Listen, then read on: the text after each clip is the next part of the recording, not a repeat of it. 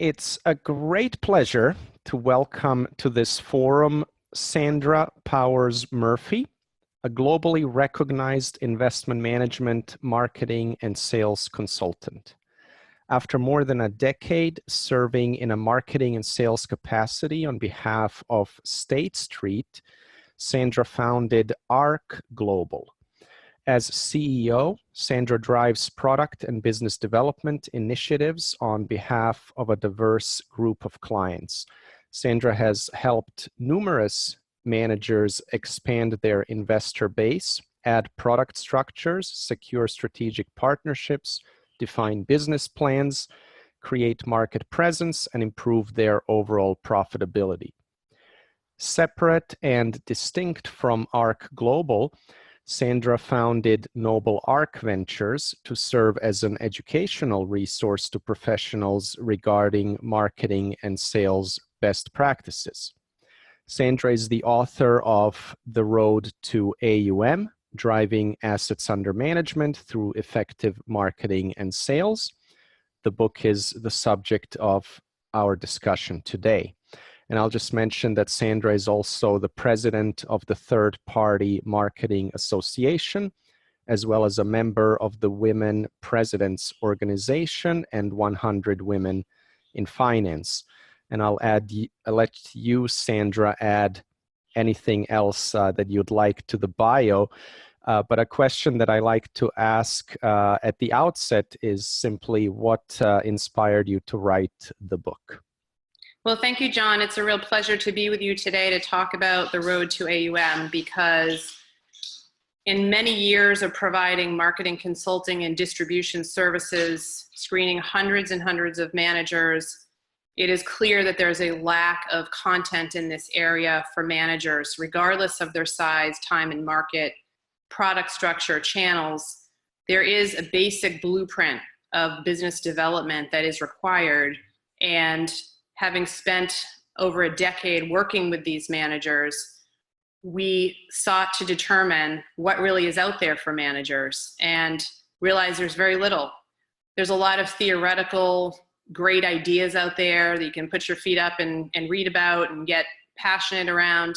But when it comes to actually the implementation, the doing of business development around investment management, there is very little out there in the marketplace for managers to quickly and efficiently integrate into their business. So I was pleased to be able to bring the road to AUM to that audience for that express purpose. How would you summarize the core message of the book? Oh, that's a great question. Well, it does break down very efficiently the marketing process into 12 core elements, and many readers of the book who are running different kinds of businesses, not only investment managers, but wealth management practices and other types of businesses outside of the field, found that the blueprint really defines a path for managers who need to understand, how do I establish a firm's framework? What is really our value proposition? Who are the competitors? Who are the prospects? Just step by step through the process. Oftentimes, managers are guided by an incredible passion in what they do in managing portfolios, but that does not translate well into business development and running a firm. And so what this book provides is truly a blueprint, an actionable, immediate blueprint for managers who want to figure out, what do we need to do? What do we need to do better? Why are we stuck in neutral? How do we access an additional channel? How do we launch an additional product? What are the actionable steps we can take today to be able to deliver that to the marketplace efficiently and effectively? So perhaps just starting close to the beginning, tell us a little bit about what you call the institutional lens. Sure, that's a great question and a really important one, because this book was written after a decade of marketing to large institutional investors. And we would identify that for the purpose of the book as really any organization that has a structured research team where they are taking an active look at investment policy and decision and determining how to fit managers into that construct. That can happen at a family office, a wealth advisory firm, all the way up into larger institutional corporate plans, DB, DC, the institutional consultant market, bank trust, and of course, platforms where advisors turn around and market those products to clients. So anything beyond an individual sale where there is a research component, this book is targeted towards helping managers understand what those moving targets are to assist them in best positioning themselves to pursue assets under management. So it sounds like, and correct me or tell me whether this is correct, but that the institutional lens really comes in where it's not just a one-on-one relationship with an individual who also happens to be the owner of the assets and can basically pull the trigger just on sympathy, if you will, but where there is a more formalized process around picking managers and allocating capital. Yes, and asset gathering typically starts if you have a team that's spinning out of a larger firm or a homegrown organization that came out of a family office, an individual portfolio manager with a fantastic idea. Typically, they'll start with family and friends money. Then they may go to colleagues and their network from their college or graduate school days. But ultimately, once they get beyond that direct sale, they need to go to organizations that can move the needle more broadly for them for reasons of efficiency, for reasons of scope of capital, for reasons of diversification. And when you sell institutionally, there is more of a process. It's not done through get-togethers and dinners or golfing or any sort of conversation. It's done through a more structured process. And for managers who are very passionate about the underpinnings of their portfolio, they tend to be able to tell that initial story well, but the ability to translate that into a investable investment on behalf of a larger institution is very difficult and is a very structured process for which managers need to follow in order to be successful, bigger picture. I like how you structured the book in terms of communicating these 12 steps. You call it stepping back, stepping in, up, and out. So maybe we can start with stepping back or getting in a position to win. What do you mean by that, and what are the key messages there? Yes, everyone hates this part, right? You're an excited manager. You want to go raise assets, or you're running a wealth shop and you want to go and attract clients and you want to just dive in and tell your story. But what I found through the research, and again, the book is based on having spent a decade in the market, still feeling like, well, maybe there's part of the story we don't understand. We're doing a lot of marketing, consulting, and sales. But what is it that the institutional buyer, what do they perceive? What's valuable to them? Where do they step in? Where do they get engaged? What works, what doesn't?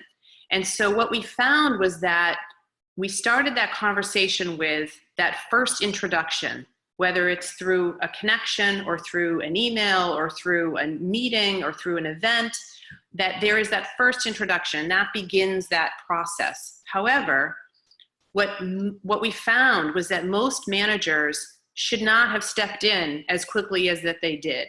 That the reality of it was maybe their performance was excellent, and most managers can demonstrate a phenomenal growth of $10,000 chart.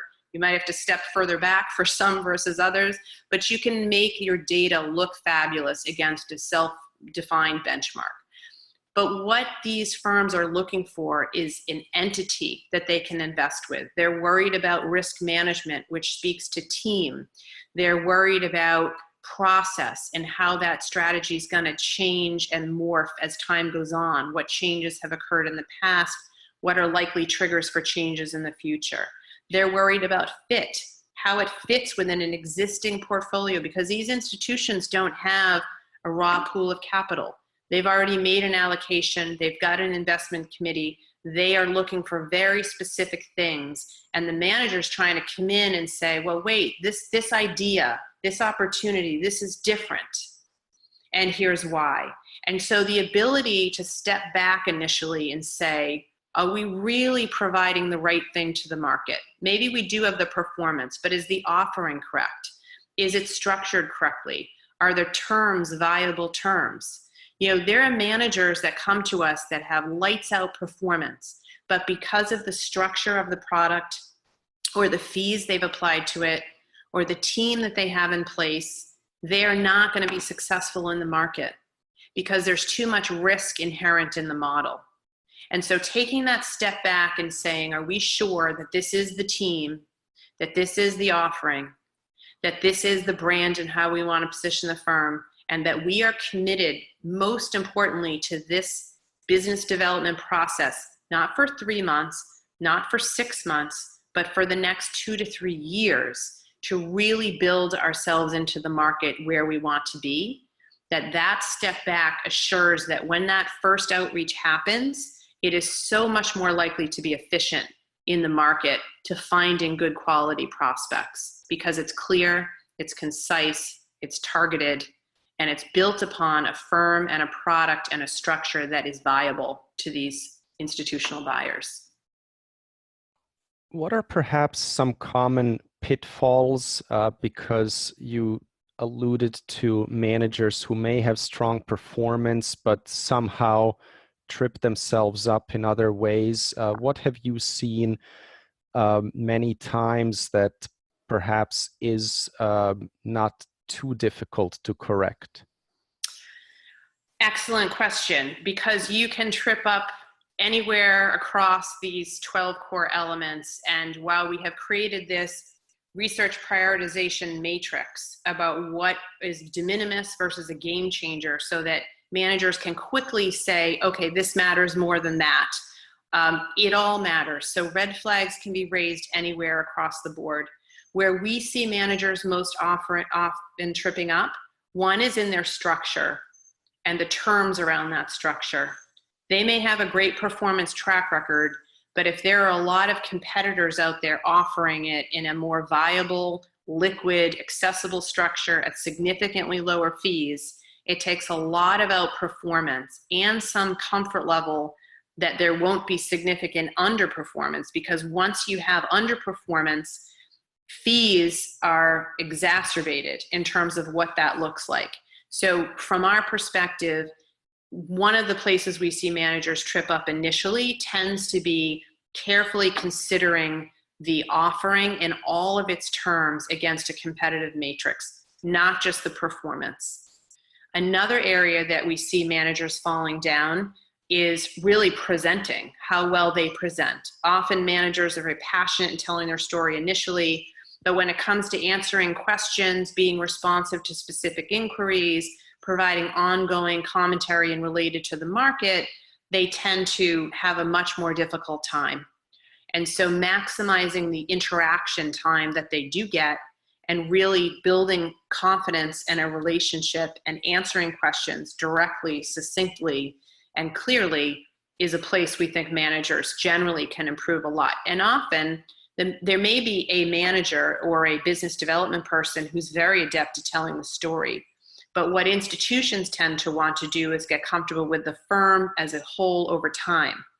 And so you really want to make sure the whole team is really up to speed and very much understands the philosophy, the process, the positioning that, and how specific questions and answers can be addressed. It's surprising how many managers don't have a written Q&A where they understand exactly what questions are likely to come up. They've had a devil's advocate work with them to make sure they're really positioned to turn that answer into a positive on behalf of the firm versus a question that they struggled with. The third and final place that I would say we see the most problems is really on ongoing communication. It tends to be that firms are very excited initially to get their story out, they have an initial presentation, but their ability to define how the strategy is working and what it is doing over time so that institutions can think where it fits is a place where most managers, regardless of size, tend to have greater difficulty providing content in a timely basis that is truly differentiated, that tells the story about their strategy and their team and their approach. How should a manager think about that relationship over time? And I believe you also talk about the marathon that's involved a lot of the time. because it seems like there are some smaller allocators who may be more nimble and can come to a decision quickly, but then there are also those who just meet with hundreds of managers a year to make one investment. And that can be frustrating for managers, where it seems like everything went well in a meeting, but then there's no real check being written. How should one think about, the time investment in that kind of a relationship, and how one gets the allocator on board over time? Excellent question again. The institutional marketing effort is a marathon. It's a 2 to 3 year process. Nobody wants to hear that. Nobody wants to talk about it. Can you get lucky and get an allocation within the first few months of marketing? Absolutely. If you do a great job defining your prospect list, which we dedicate an entire chapter to, and really understanding those prospects and being very channel and prospect specific in your communications, you can be more efficient. If you believe you are a good manager for larger institutional mandates, the reality of that process is you are trying to replace an existing manager more often than not. These institutions don't have a lot of dry powder for new ideas. They tend to already have allocated in the spaces where most managers are, and it's very difficult to find new pools of capital. Where you will more likely find them is family offices, smaller wealth advisory firms, bank trust departments. These organizations, endowments and foundations, particularly those that go direct and do not use consultants, you will find those to be the most nimble investors. And of course, your ultra high net worth individual investors. But from the perspective of institutional marketing, it is very important to see it as a marathon. And the whole reason to name the book The Road to AUM is that it is a road. There's going to be, over time, adjustments that need to be made. There's going to be stop signs. There's going to be fantastic, beautiful thrill rides of working with these entities. But it is a path, and managers typically make the mistake of going full bore at the beginning, putting a lot of resources in up front, and petering out way too soon. They make it 6 months, then they're very frustrated, and they tend to try to change what they're doing on the marketing front, which may be necessary, but it would be so much more efficient from a cost and time perspective and result in better asset flow to step back, have a very clear, structured perspective on where the product is differentiated and who the market is, to go to that market and to remain laser focused on that market for a period of time until there is a relationship built and that interaction of trust where they find a slot and are able to put that manager to work. How do you think about differentiation or that concept of edge when it seems like some allocators meet with hundreds of managers and they might over time just all sound kind of alike? How should one think about what's truly a differentiating point?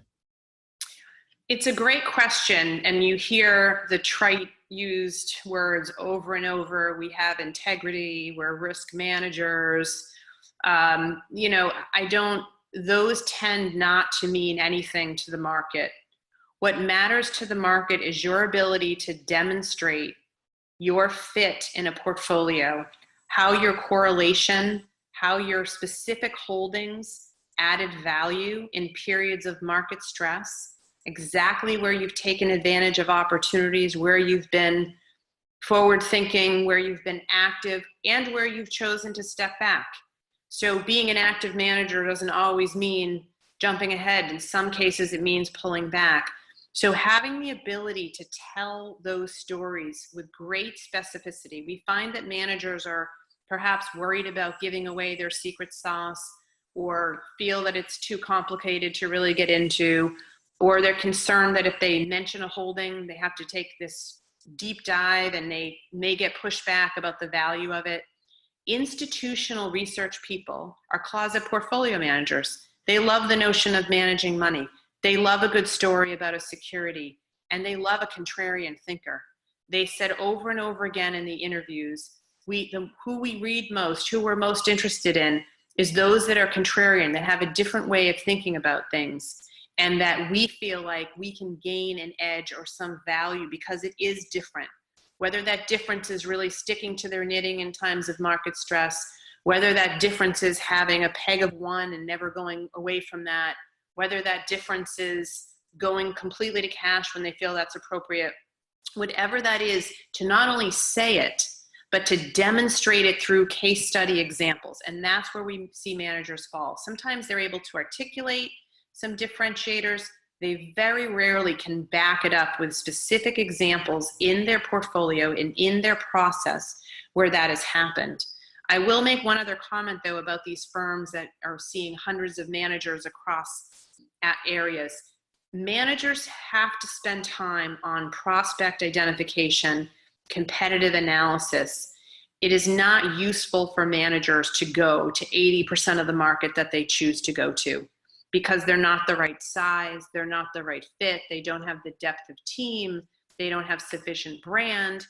And so it is valuable to identify selectively institutions that the firm feels, for a variety of reasons, might meet their criteria, might be a good fit culturally or in terms of the types of asset management philosophy that the firm has.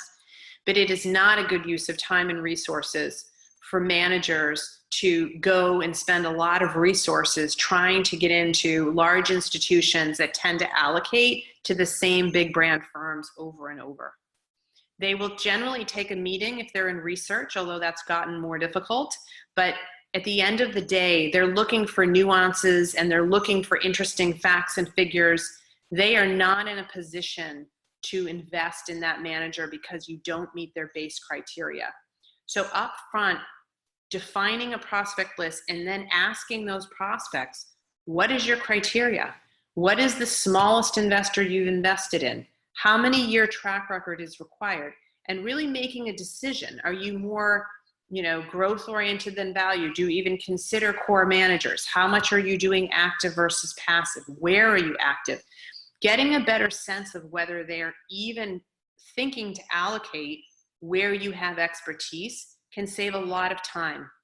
And managers typically want the meeting. They want the chance to go and present. And typically it goes well because it's human nature for a nice dialogue to happen. It's very rare that the manager leaves thinking that it didn't go well. But when you ask managers to take out a piece of paper and write down, over the last year, who did we meet with? And then how have we followed up with them over time and who has invested? Over the last 3 years, the same thing. Who have we met with? How have we followed up with them? And how many of them invested? What managers will find is they had a series of good introductory meetings. A big chunk of them were probably not the right prospects, and their ability to follow up was not as strong as it needed to be to continue to tell their story in front of that firm.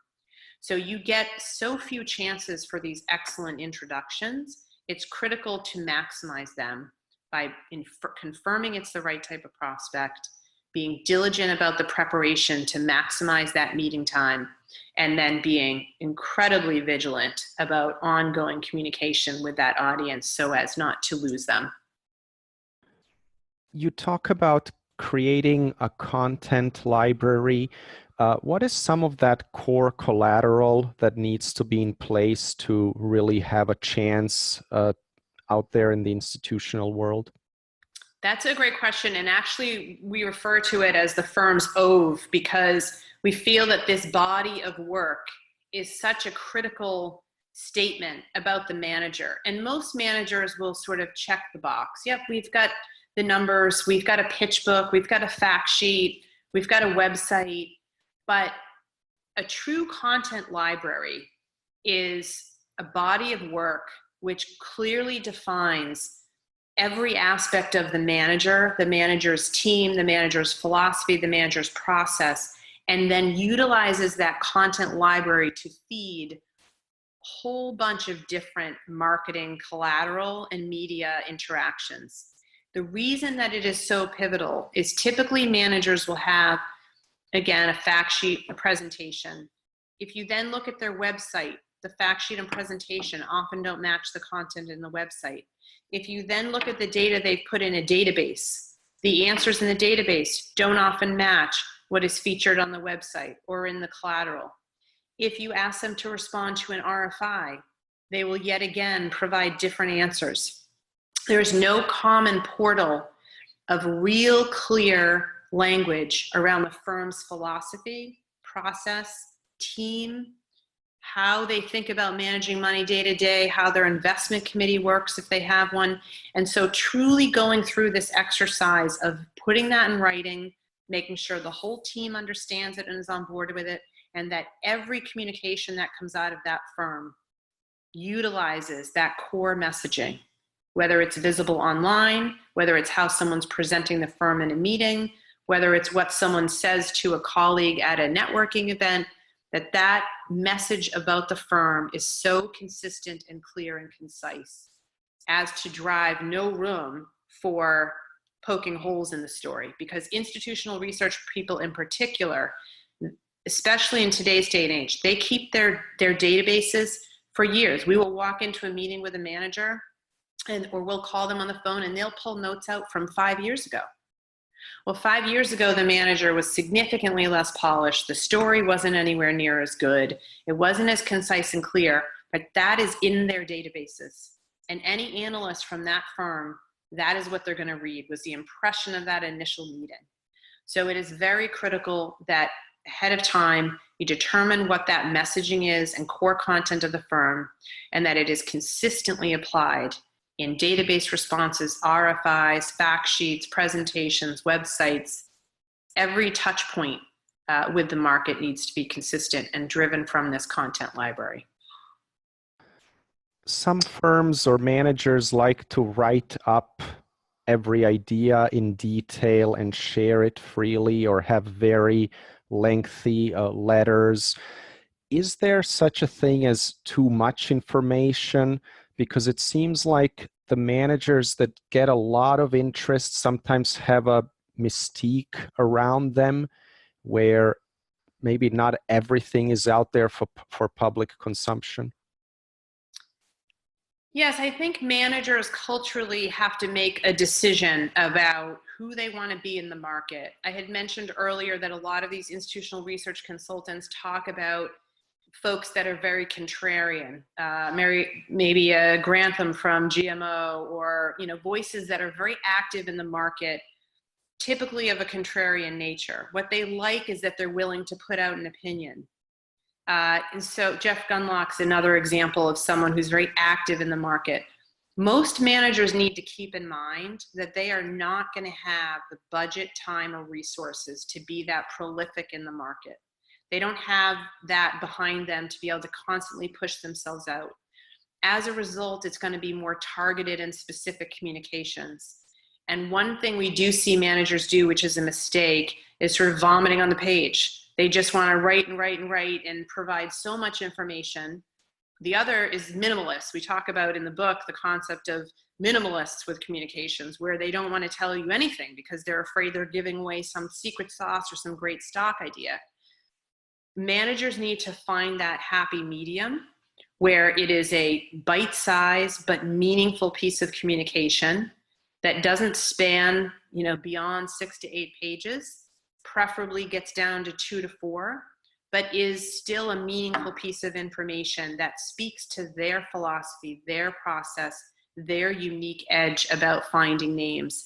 And that doesn't necessarily have to be done at the individual security level. And for regulatory reasons, some firms are very hesitant to talk about individual securities. But it can also be done at the industry level, the sector level. It can be done at the country level if you're a manager in the global market. So managers can be creative in realizing that research entities are looking for content that they can utilize in their own thinking and in their own presenting internally, and how they're positioning to their clients what is unique and value added about them. Give them some content so that they think of you as a source of value. That's not going to be done with a 10 to 20 page write-up on a specific stock. That's not going to be done in a 1 paragraph write-up. But somewhere in the middle is a sweet spot, ideally 2 to 4 pages, of a meaningful conversation about a topic that matters to the manager, where the manager has some specific expertise. Doesn't have to be overly involved, but it also needs to have enough detail that the research person can take some bite-sized pieces of information from it and integrate it into their own thinking and process, and look forward to the next thing that they receive from that manager. Tell us a little bit more about what you mean by establishing active voice with commentary. Yeah, so one of the challenges a lot of managers have, particularly managers that may not be as large, is they've come from a wealth management framework, perhaps even have wealth management as a construct of their business. So it seems to be that they want to provide this global macro content that is pretty mundane and repetitive from manager to manager. Some even outsource that to organizations that produce that content that they can basically private label. And it is understandable because it is macro, and that's not what most of these managers are. So having active voice means, and you might need that because you may have some of your readers who really are looking to you for that broader picture. But what we suggest to managers consistently is make sure that right on the first page, you put something of real meaning about your portfolio that isn't general in nature. Some idea, some perspective that you can at least start in a sidebar or in a column, and then carry that over into the rest of the piece, because that is what's differentiated about you. Nobody, particularly in the institutional market, needs the majority of managers to provide them with the macro outlook. That's being done by the largest firms in the industry who have paid economists that do nothing but opine on that in the market. What they want from managers is specifically what is happening in their space, in their portfolio, in their little corner of the world. And managers tend to want to just hide under the shell of general macro perspectives, when what the market is really excited to hear from them about is what they're seeing in their area of expertise. You have a chapter called Games Managers Play. Tell us more about that. That was probably the most fun chapter to write of the book, because in institutions play games too, right? Let's be honest about it. It's human nature for folks to want to look good and to want to demonstrate high integrity and to want to tell a good story. But there are some things that managers consistently do that are particularly obvious to institutions, and they kept coming up over and over in my discussions in the interview process. And so I felt a great way to capture them would be to create this games managers play, which talks about games like Capture the Flag and Battleship, where you are trying to figure out where that manager is and you can't really pinpoint and you keep guessing, and it's like 20 questions and you can't quite get the coordinates right. And many other examples like that of games that managers play in terms of trying to either not answer questions directly or clearly, not articulating directly or clearly, and trying to come across as bigger than they are, more experienced than they are, more differentiated than they are. And unfortunately, from an institutional perspective, that's very harmful, because these institutions are generally seeing hundreds of managers a year, maybe not hundreds of managers for a specific search, but hundreds of managers a year. They are adept at understanding, as we are, because we screen managers every week. You can take a quick look at some materials and determine very quickly what makes sense and what doesn't within that collateral system. So Games Managers Plays is really about poking fun at the notion of the humanistic nature of trying to be effective at business development, marketing, and sales. And it's really meant to remind managers of things to avoid, because there's what to do in marketing, but there's a lot of what not to do. A lot of being successful in this marketing run is not getting yourself thrown out of the process, right? It's staying in the game. It's musical chairs. It's staying put long enough. It's Survivor. And to do that, you can't raise flags along the way. And so when managers try to work hard to cover up periods of underperformance, issues with individual team members, a benchmark that's really not the right benchmark that they should be using, although they look great against it. It's not realistically what the portfolio should be compared against. A whole number of things. Institutions right away know that, and you get a lot further with investors by having a effective, marketed positioning, but that it be accurate and truly demonstrating integrity in honestly portraying the team and what value they bring and what they're passionate about.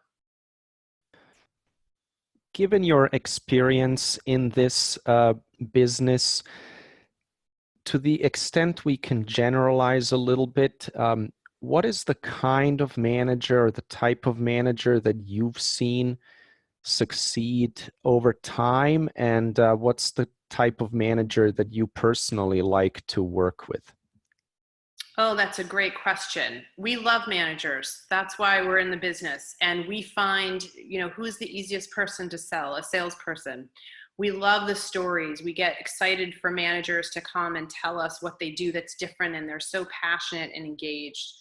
The managers that we like to work with that we believe are ultimately the most successful are those that are willing to take these steps. Most managers you talk to, our performance is great, it's better than BlackRock, why can't we raise money? And they're dogmatically focused on that performance as if it's the only criteria. And it is absolutely not the only criteria. It is required. Without good performance, it's very difficult to move the needle. But it is one of many criteria. And so for managers that have the ability to perform self-reflection and to really be willing to engage their team around the thought process of what are we as a firm? What is our philosophy? What is our process? Who really are our competitors? Have we done a full enough analysis? Who's the right prospect for us? And we're going to stick with it, and we're going to produce content, and we're going to get out there with our messaging with a high amount of integrity and honesty and clarity. And we're going to do that for the period of time that it takes. And we're going to understand how the process works. Those are the managers that we most enjoy working with, for obvious reasons, because ultimately they're the managers that get hired. At the end of the day, institutional research people are human beings.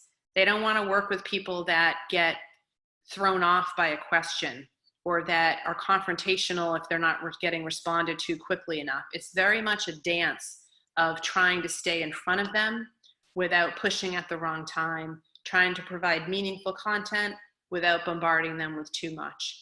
And so managers willing to do that self-reflection and to think cautiously and carefully about the best use of their resources, but then be committed to that process for a 2 to 3 year run, they make the best clients, but they also make the most likely managers to succeed. There's obviously the question of what kind of time investment is required by a manager who does have a day job of running a portfolio and choosing investments. What would you say is a level of commitment that you need to see to invest in this process before it can actually be successful? That's a great question. There's really two answers to it. One is the capital commitment, and then the other is the time allocation. We believe that managers often, and it's understandable, and one of the reasons too that this book was so important for me to write was that I am a business owner. I understand that you have a lot of economic pulls at your time and at your resources. You have a certain amount of team. What do you outsource? What do you insource? Some firms should outsource more than they do. Some should outsource less and build more in-house. And that's a constant changing model as firms grow and develop. And so from the perspective of what is it really that managers need to be thinking about in terms of capital and resource commitment, in terms of time commitment for portfolio managers, we define 20% of portfolio management time. That does not need to be one person. It could be split across 2 or 3 PMs, but that amount of time is really needed to drive effective relationships and thus business development. When it comes to resources and capital commitment, many organizations have existing resources, and what they simply want to do is add these very different tasks and business development requirements onto resources that often are not well enough trained or prepared to deliver on them. So firms have to think about two things. One is the simplicity of training. Most organizations will make sure that their lead PM can tell the story, and if they have a business development or salesperson, that person can tell the story. But everyone in the organization truly needs to understand what the organization is driving for, what that philosophy really is, what that process really is, and how it should be articulated. Because whether it's institutions coming through the office for an on-site visit, whether it's just phone interaction related to follow-on questions, whether it's the junior person who's filling in the databases, that has to be a consistent and clear response. And so thinking about team training and making as many team members as possible engaged in the outcome of the business development, trained to present the firm most efficiently, that is going to both free up time for the portfolio manager, but it is also going to ensure that every interaction an entity has with that organization is going to be consistent. We also suggest a capital commitment of being able to fund the marketing and sales effort for 2 to 3 years. Many firms will make the investment, again, for 3, 6, 12 months, and then they get frustrated that there's no results. Right at the time when they're starting to create some groundswell of at least brand awareness and opportunity to get into searches, they're pulling the plug, saying this didn't work. And so for managers to really have a longevity approach, make the effort sustainable. It'd be better if it's a lesser effort, more targeted, but sustainable, versus trying to throw too much out against the wall, seeing what sticks, and then planning to just continue in that vein. So careful planning of resources is critical. The other factor to consider is portfolio managers obviously need to be managing the portfolio. And some portfolio managers are great presenters. Others are really not very good presenters at all. They have difficult time answering questions. They can be confrontational upon their response. They don't understand why the question is being asked. They think they should be able to just focus on the high level. They don't want to talk about historical performance. They really struggle. In that case, firms need to make an honest assessment about who is best to go out and position that firm, and or to really work with that portfolio manager to get more comfortable answering those tough questions, and better yet, building more of those answers into the presentation so that you're not on the defensive when the question gets asked. You've already built it in. So training around portfolio managers.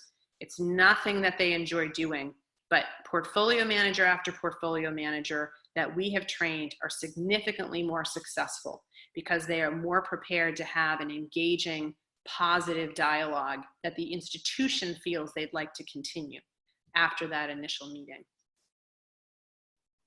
And Sandra, before I let you go, are there any concluding remarks you'd like to make? I know you're involved with a couple of different entities, so to the extent you want to delineate that or tell us a little more, that would be terrific. Sure. Well, when I put the book out there, the first advice I got was, well, you do know that 85% of people don't actually read books. And I thought, well, this book is not a put your feet up and take in some philosophical thoughts. This is a tactical game plan. When I meet with managers who have read this book, they will have dog-eared or flagged hundreds of pages, and they can't wait to figure out what's working and not in their organization. There's checklists, there's matrices, there are actionable steps that can be implemented, and it is very bite-sized. You could do an element a month. You could do all the elements in one review with the team and then split up who's going to be responsible for carefully looking at them. You could work with a consultant to try to really maximize that game plan. But what we did do out of the book was create an entire curriculum series that would allow managers for which the book is not sufficient, because how do you get an entire team? It's on Audible, it's ebook, it's Kindle, but how do you get a team to really engage around it? So there is a full curriculum series that allows managers to take one unit at a time, to self-facilitate, to have it facilitated. But the bottom line is to stop the practice of saying our performance is great, our problem is we don't have the right marketing. Our performance is great, it's just that we don't get out enough, because it is bigger than that. It is about truly saying what is going to make our business the most sustainable and successful that it can be, where we're diversifying our revenue stream while we are putting a plan in place that's going to outlast the next 1, 3, 5 years, and really committing to that process, which doesn't have to take that much time, but is critical to long-term success. In addition to the book, where else can our members go to learn a little bit more about what it is that you do, and ultimately to reach out if appropriate? Sure. So www.noblearcventures.com is definitely worth going to. In addition to outlining the curriculum series and providing access to the book and to reach me, there is also a resource guide of the types of vendors and opportunities that managers of all different shapes and sizes may want to consider taking advantage of.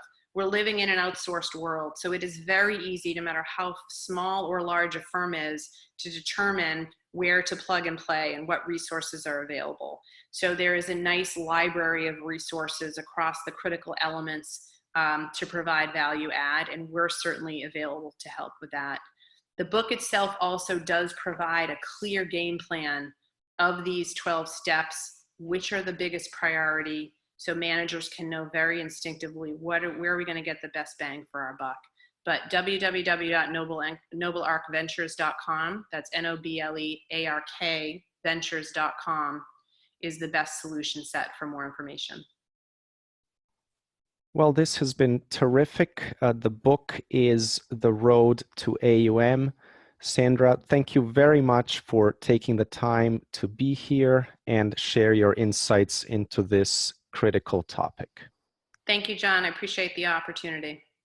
Likewise, goodbye for now. Have a great day on the road to AUM. Thank you.